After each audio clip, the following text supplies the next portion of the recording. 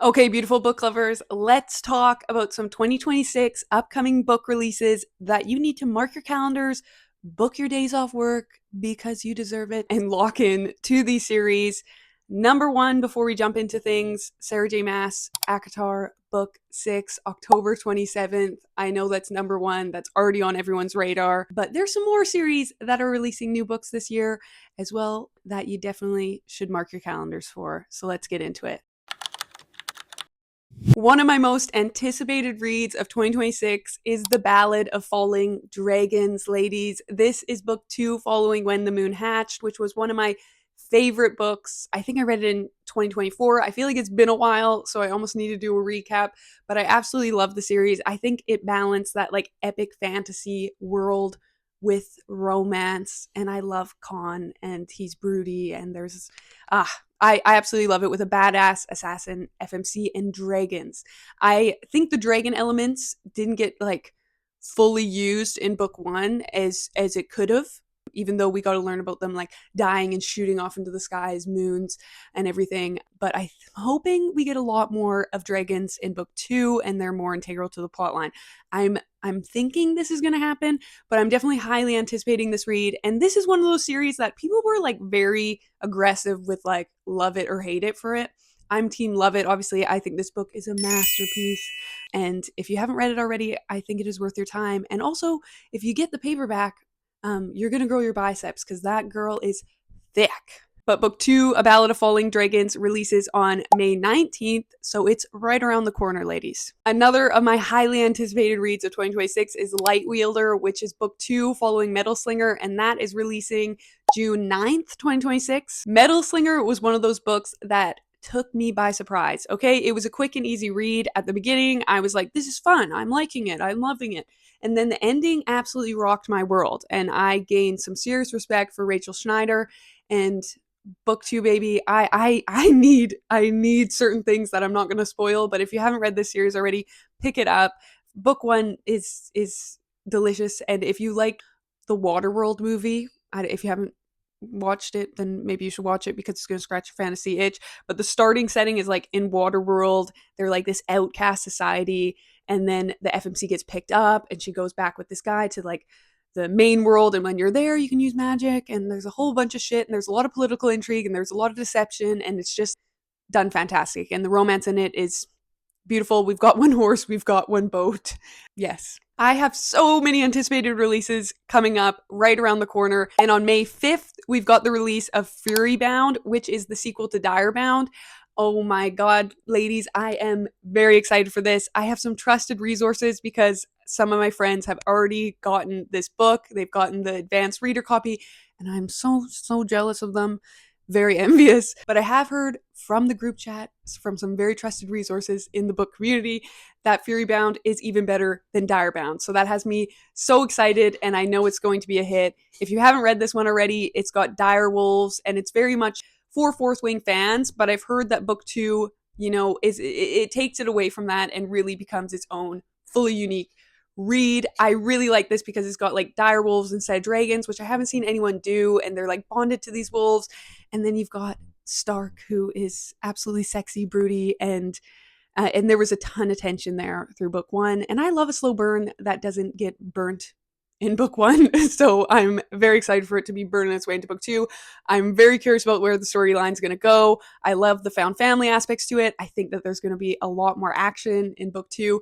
But once again, trusted resources say it's even better than book one. So mark this one on your calendars. Rights of the Starling is right around the corner, ladies. This is book two following Shield of Sparrows, and it is releasing on April 7th. So I'm saying book that time off because it's right around the corner. I'm very excited for this one. I loved book one. I think it was one of my most unique reads of 2025. I think it lived up to the hype. I love when a book really has like those epic fantasy elements. I love the world building. I appreciate the world building when it's unique. And then when you have a good steamy romance right there in it. book one left me with a lot of questions at the end of it, in a good way, where I was like still trying to puzzle some things together in the world. And it's leading us into book two with some highly anticipated things to go down. This world is absolutely unique, and it's got like these monster elements that I thought was really cool. If you haven't read this one already, I promise you it is worth the hype, because you probably heard of it. And if you just pick it up already, because book two is right around the corner. Arguably, one of my favorite reads of 2025 was The Knight and the Moth. I absolutely love Rachel Gillig's writing. It has the gothic elements in a medieval setting with a knight, a seer of sorts that is a diviner trying to find her fellow diviners. I can't tell you where that leaves off in book one, but there was like those mystery elements, and the way that book one ended, you guys, oh my god, rip my heart out in so many ways. Definitely has me intrigued for book two, which is The Knave and the Moon. That one is scheduled for release September 1st this year, so we do have a little bit of time before that comes out. So that means you have time to pick up The Knight and the Moth if you haven't read it already.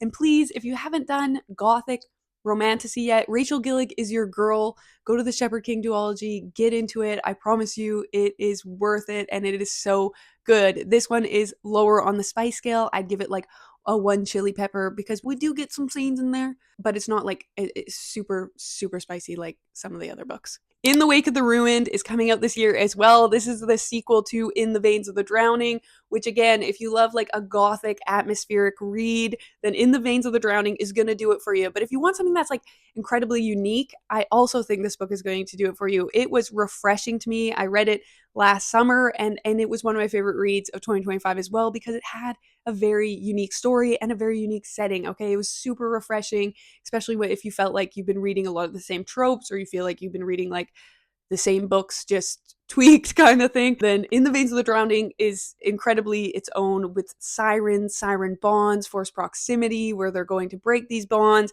and it ends off in like this really intense way where I'm like, holy shit, what's about to go down in book two?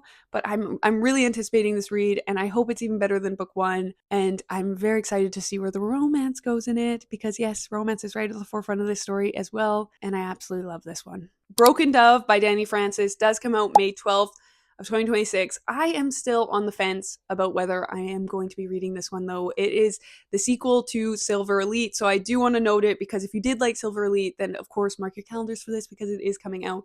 This one, I think, was maybe just a little overhyped, and maybe that's part of the reason why it just didn't live up to my expectations, because people were going nuts about Shield of Sparrows and Silver Elite at that time. I read both of them. Shield of Sparrows took the cake if we were competing ladies, which we're not.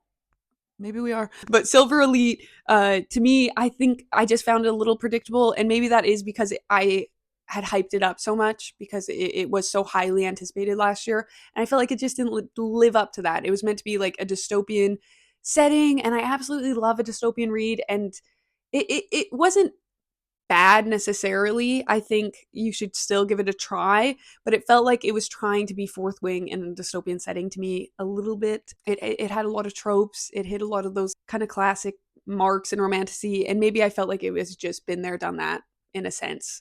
But book two does come out this year. It's not highly anticipated for me. It's not high on my list. We'll see if I get to it, but if you like Silver Elite, then note that one.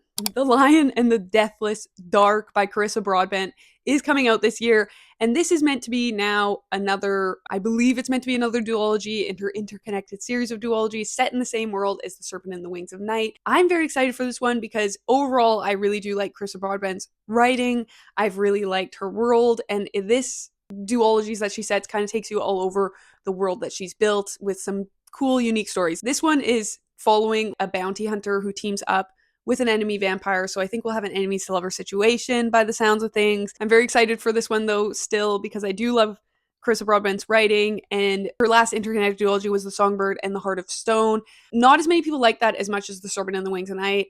I still liked it because it followed Mishka, who had a lot of battles with religion and being a vampire, and there was a lot of like internal turmoil, but that did cause for like a slower storyline. But she does go into the underworld, and I did think the romance was really beautiful in it, so I think you could still try it out. It is a slower pace though, and I am excited for this new release this year, because I think it is going to pick things up. So The Lion and the Deathless Dark is set to release July 16th, 2026. Another book I'm very excited to dive into that has just recently came on my radar is Bloodbound by Ellis Hunter. This is her debut novel, and it is romantasy with deathly trials, it sounds like, between witches and dragon riders.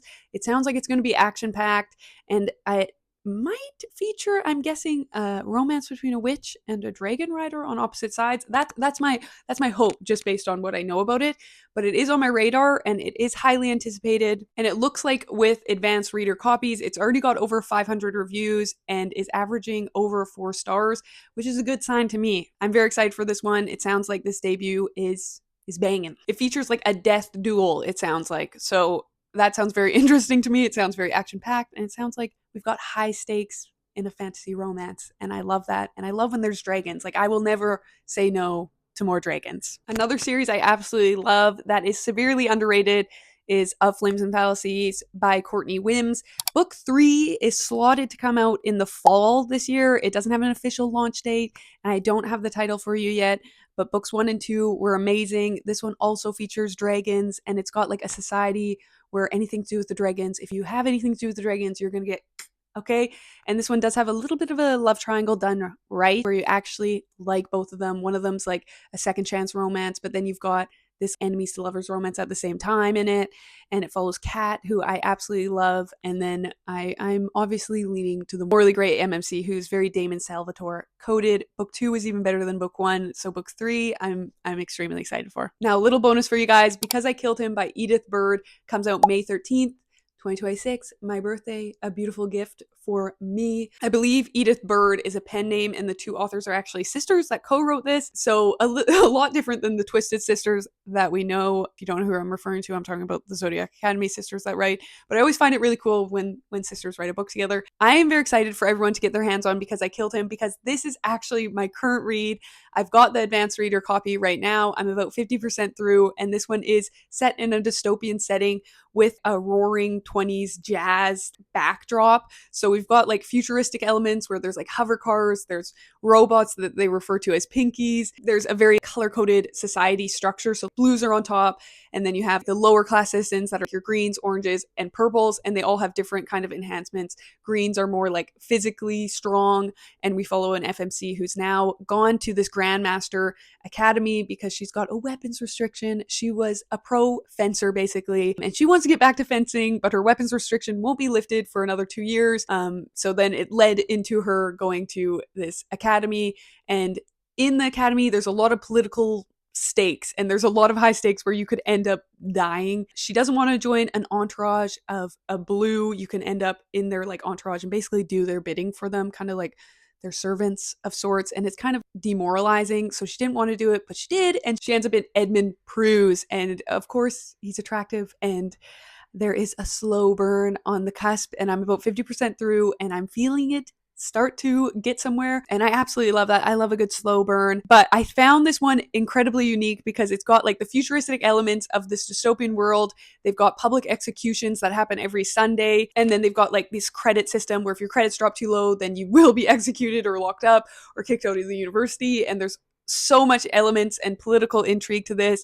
But then you've got this backdrop of the 20s and jazz, and people are tap dancing, and there's always jazz music playing, and the sports are like fencing, and it's one of the most unique reads I have ever read, and I'm absolutely loving it. Right now, it might be slotted as one of my favorite books of the year. It is early to say because I'm only about 50% through, but let me tell you something. One of my favorite things in a book is when they have little chapter beginnings. I hope you can see that, maybe if it focuses, and like a little summary, and they have little quotes by people at the beginning of each chapter. I absolutely love that. They put so much detail into this book, and I've probably talked about it for too long, but I am obsessed with it right now. I wish I was reading it right now, and I'm probably going to go pick it up when I finish this one. But it's my current read, and you'll hear more from me on it, but it comes out May 13th, my birthday, so pick it up. Okay, now that you have got a ton more books to stack onto your TBR, if you haven't read a lot of these book ones, then definitely go pick them up because there's a ton of sequels coming out in 2026 that I'm very excited for. So if you haven't read book ones, that should be your priority, ladies.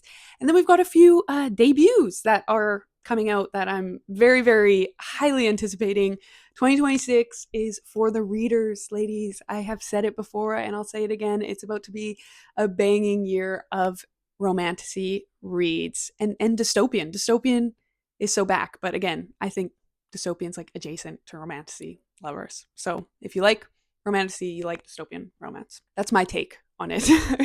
Thanks again for watching, and don't forget to like and subscribe because I'm back every week, baby.